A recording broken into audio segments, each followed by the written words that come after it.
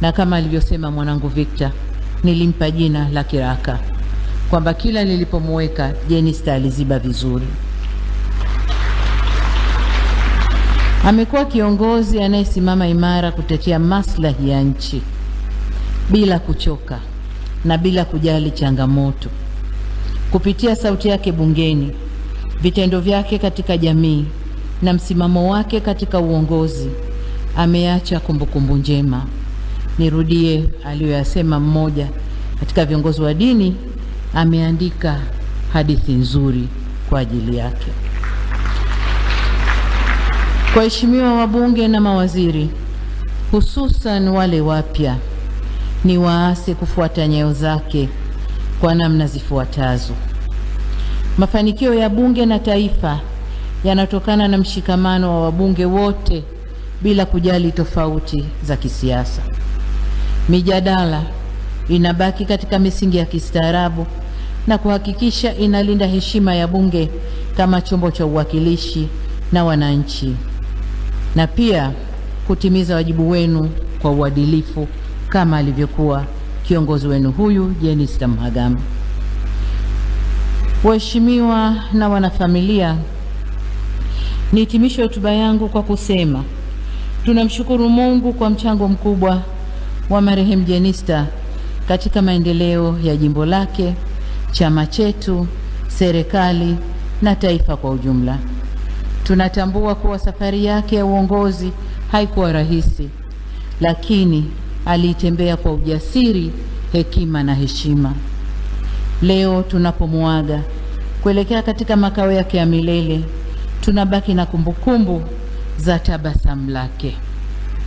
Niliwahi kuwasikia watu wakisema hajawahi kumuona Jenista akikasirika. Ukweli ni kwamba alikuwa anakasirika, lakini muda wote alikuwa na tabasamu. Tutalimisi tabasamu lake, lakini vile vile hekima yake na moyo wake wa kujali maslahi ya taifa. Na hapa nataka nipige mstari, moyo wake wa kujali maslahi ya taifa tunakwenda kuyamisi, na niseme tumepoteza mtu muhimu sana. Kwa wanangu, wanafamilia na ndugu zake, tunasema poleni sana.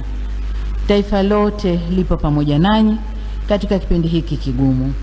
Tunawaombea faraja, nguvu na amani kutoka kwa Mwenyezi Mungu. Kwa wanaruvuma na wanaperamiho, tunawapa pole kwa kupoteza tumaini lenu. Mwenyezi Mungu awape faraja.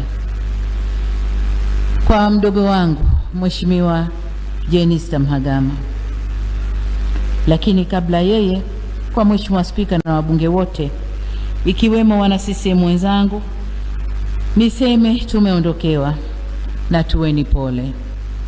Sasa kwa mdogo wangu marehemu Jenista Mhagama tunasema umetimiza wajibu wako kwa uaminifu mkubwa. Umepigana vita vilivyokupasa. Uimara wa taifa letu ni pamoja na mchango wako mkubwa. Mwenyezi Mungu akupe safari ya kheri, safari njema, na ilaze roho yako pahali pema peponi. Amen. Sote kwa imani zetu tunamwomba Mwenyezi Mungu aipumzishe roho yako kwa amani milele na milele. Na tunamshukuru kwa maisha yako na yote uliyoyafanya kwa familia, jamii na taifa kwa ujumla. Bwana ametoa, Bwana ametwaa, jina lake lihimidiwe. Amen. Asante sana.